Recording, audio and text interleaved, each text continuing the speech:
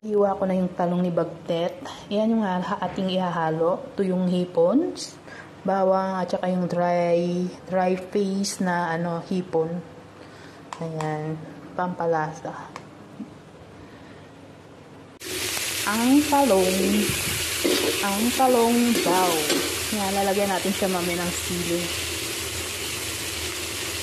Ang talong. Ayan, lagay na natin celery.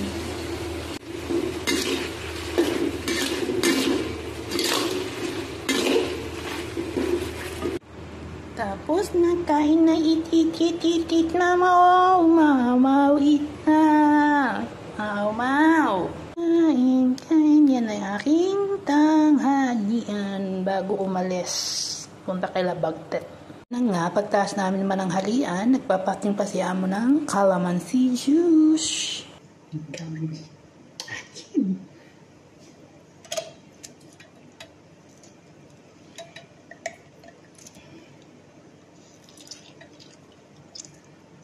Gigil yan.